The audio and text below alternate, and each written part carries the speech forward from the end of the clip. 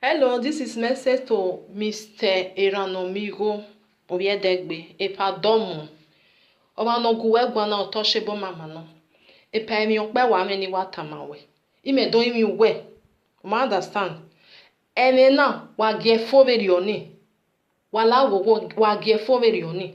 Kavi mi me ba we vie PFN we ni alawa dia. Ah, na we vie do we sunwe because e no we working e na wa so no me pa ito ge ma we enye ya te bonu o wa so no me sha o so no me aka na leader a leader o vie ma ji yeke we eyan we no sense ma se ti ka mi yan we wa gbedo o we leader hin ka mi yan we ni agio eme because abi na so no me o so no me e do ma ya hin we John Sagio when you su we also ti we ebe nu weta ni wunyo gbera ni ana we na mu ari egwa we mege no kwa no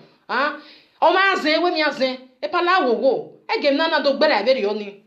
ka ma ye ari boy ni aba gbe wu ni we ni alawadia anya ni dakeli biare ni no do ameke no zini we ni age o ene ni alawadia eni awe video ni do ati do ebi no gbera ne awe gbedo anya atai no phone. If no say the John Sagio na mo adi America because on wo don nuje e ba no wa mi he na certificate segbe because I wa tai na ogbera ne because on we nya aro wa yen na gwenu ade na do tai because ure o mani halele o mani ha ni we ha gba fe segbe America je so os America na ona we gbe mu na ni ladian we okay be ni ere na nia ga do be we itala wo pa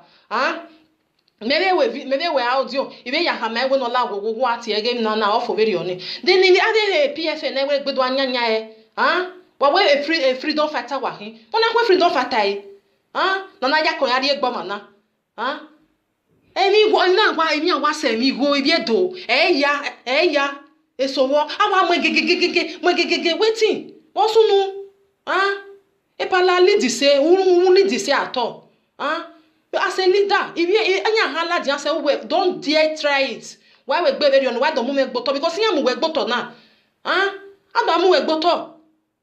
Nini me waje follow we me wa be hin zezeze we John Sagio me wa be hin because even we wa be you are doing the right job nema eri John Sagio beje so wa vi poku gbe na ya dole woni manage na ya kon ya ri egbe aba gbe wu no mama na ya do awe video ya do ati ebo no ya do wo no na ati no pa if no ma keke ado ata lo yo ta lere ami wa na ere egbe ami wa no fo na bagbon na ami wa no fo na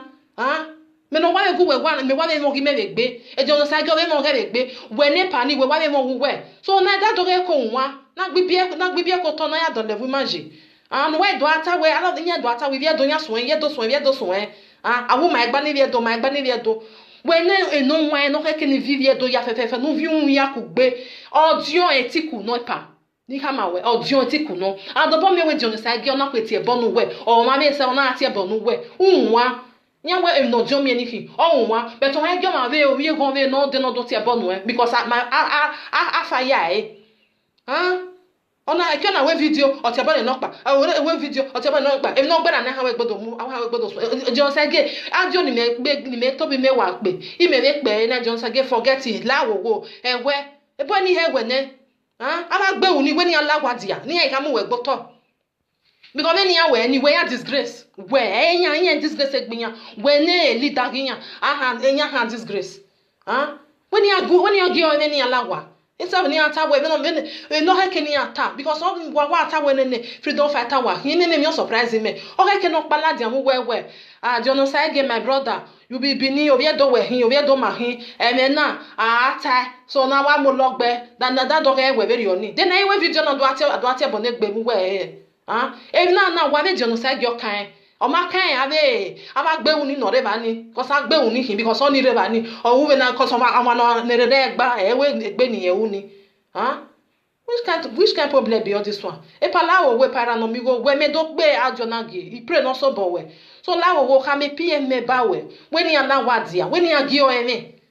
wale John APM ba we ni alawadia wale John Sagio aseto ne ba o wa ajin ya de ale be wa eva wa we mo picture we cause ama ya unu na agwesi mi eme unu na no ladia wo ye na ge kon ho o ga gwo ne eseti koke no we gbedo ajere no kaje tene me na hwami when I want another video this part 1 then me go no collective okay o sa more na no do modo meladia emi go one aje emi wa de yoni ye one emi go o wa je na me we o iwo na yo bokansi aye no yo bokansi aye emi go na hin wala wo go wa ge ga je be yoni ah ime ni na be me no ma ha ya gun wa gun aye awa afule gbon aka awe iviedo they don't still start again oh iviedo they don't still start again ya oh some of them they don't still start again oh oni wagwalo ma ke manakpa edo ni mayari ejo sage abebi no we say to your boy we ho as a senior as a senior your boy we ho we ma say no obiedio no sage we ma say no obiedio no sage obi we aka we we no we no je no touch wo gbeso we your boy we daddy forget na we forget wetin no paladi amu we yan do ata we na so neneni I go no collect boge o sa amore no do mweladian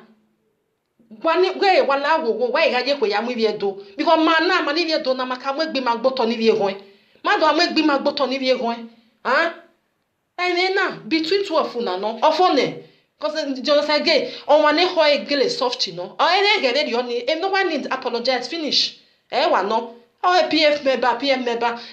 ma gwa fanya egbe we no need lawo wepa we ne ga mu we gboto disgrace we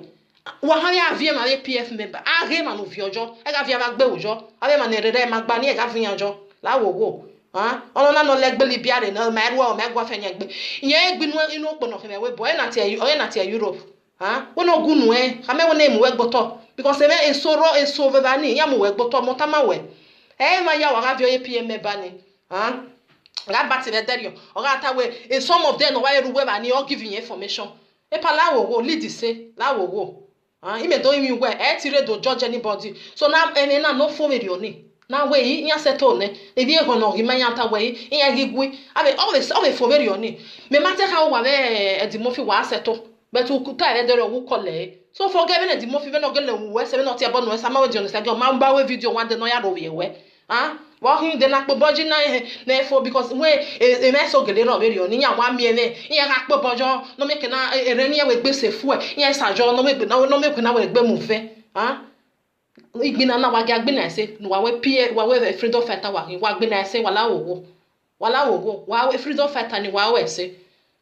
emi go wa ga mi emi go wa je no wa emi go awa mu fe igo ni we no do meladian we no do tebe no ya we what is your problem? O ma no very no ma no me go veni me no wa go we go na 25 years me wa gbebe we bo imi go neve na me I don't see am so e di hu me mi rokpa imi am ko de go si de ga ene hu me mi rokpa ma mi ma no wa gbe ni no wa te mo la dia ve no ya hu do te me no ya we go me mi go de egbe ma very oni ya me yo bokan go de o ma yo nye me kwe ke 1 million wo bo o ma kwe ka o ma kwe na kwetie so e pala wo go eme na yo pu we no se very oni ha mi ya we ni da do we ni ya mu we gboto we ya mu gboto because e gbin ya mu gboto e ma ha ta o we PFM e leader ya ma lead se o we gwa lead se so we ha mi ya we ni mu we gboto we ni ya gwa gi yo eme du me no ha ta to bo we lantia anu we tai na we me na gbo ya ta we e pa ogahin o sa bo aji wo bo Ume hama wepa. O mami wu hamo vi o hanwe. I'm very sorry we no sunu. You get to make we gboto. Because no nwa ohin, no nwa we ni kataba. Odion etiku no etiku. Odion hin. Ai na ya habedo. So e pa la wo lead say vivie do fefe ni rewe bo vinya nkukugbe. Na no ege no do ari unwe da doge do aso na do ri unwo na aso e ri unwo no pa aso e. U vivi we okpa ma ya hin e wo bi ma ya. You understand? Because enu do ri ono na mo bon wa kwe no pa hin e we very oni. Epala wo we na gese very oni hamia we ni alawa when anybody get we video when ya wa gi o eme when ya gi o eme when me wa be lelu we ri me lele jono sage because o ma wuge awo no do beg him because when wa anywhere me wa be like echo wa be ri me jono sage wa be echo wa be ri me so na do ahwo na ha woka elai inya elai so na do ahwo na hia ma egwa lo ni when evoni aya ma e da do reje ona we do tama we from untouchable mama e pa hion we you pu we na no take care very oni e ha we fere gbe o gi ma se na ogo egwan because odion of egwo we ohan gwan ovi ohan of egwo no wan egwan e pa hion we say bye bye from untouchable mama bye bye.